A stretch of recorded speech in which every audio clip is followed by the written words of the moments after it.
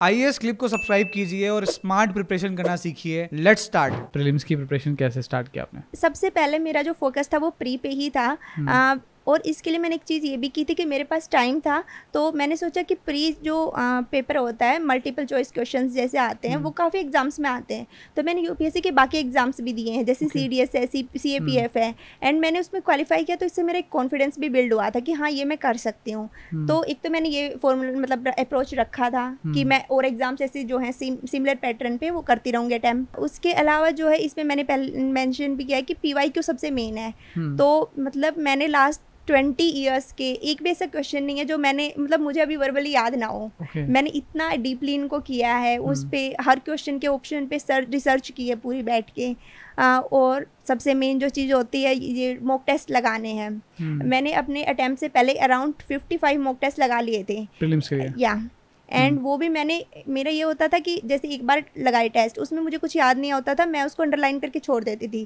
फिर मैं उसको दोबारा रिवाइज करती थी, जो सिर्फ अंडरलाइन पोर्शन था। फिर मैं थर्ड टाइम जो होता था वो एक बार रिवीजन होता था। फिर उसके बाद भी अगर मुझे 3 रिवीजन के बाद भी अगर मुझे कुछ याद नहीं रहता तो फिर मैं उसको एक पेज पे लिख लेती थी। एंड वो पेज मैंने जैसे मेरा करीब 8-10 पेज ऐसे तैयार हो गए थे। तो मैंने जस्ट जिस दिन एग्ज़ाम था प्री का, उससे पहले सुबह जो थी मैंने सबसे पहले बैठ के वही रिवाइज़ किया। ठीक है।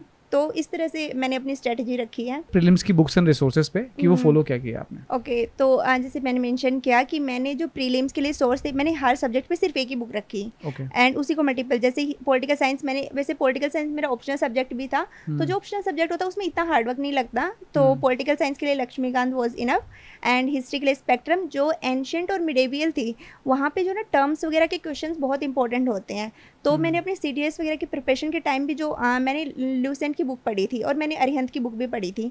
तो मैंने वहाँ से देख लिया था कि टर्म्स वगैरह के लिए इससे ससिंक्ट फॉर्म में कहीं भी अवेलेबल नहीं है। तो मैंने एंशियंट और मिडेवियल, हालांकि एंशियंट के लिए मैंने तमिलनाडु बोर्ड की एनसीईआरटी भी पढ़ी थी, बट मेरा मेन जो फोकस था वो था कि मैं टर्म्स वगैरह यहाँ से अपने याद करूँगी, ये रखा था। उसके अलावा ज्योग्राफी के लिए जो है एनसीईआरटी की बुक्स थी।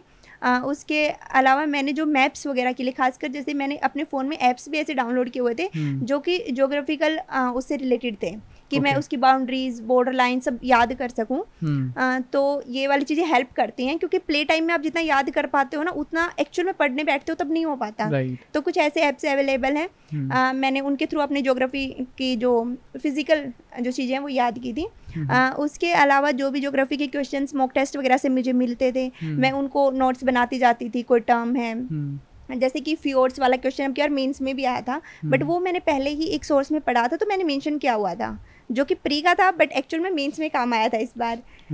एंड उसके अलावा एनवायरनमेंट के लिए जो है मुझे एक नोट्स मिले थे एक टीचर के, करोल बाग में एक शॉप से मैंने लिए थे, परचेज़ किए थे, मैंने जस्ट उन्हीं को पढ़ा। उसके अलावा जो PT 365 आती है और विजन की जो मंथली मैगजीन्स आती हैं, मुझे लगता है environment most of the part जो है वो उसी में कवर हो जाता है।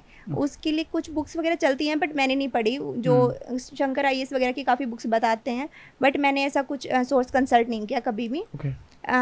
तो यही मेरा मेन होता है अप्रोच प्री के लिए। आईएएस क्लिप्स की इस वीडियो को देखने के लिए धन्यवाद। मेक श्योर कि आप इन दोनों वीडियो को भी एक्सप्लोर जरूर करें।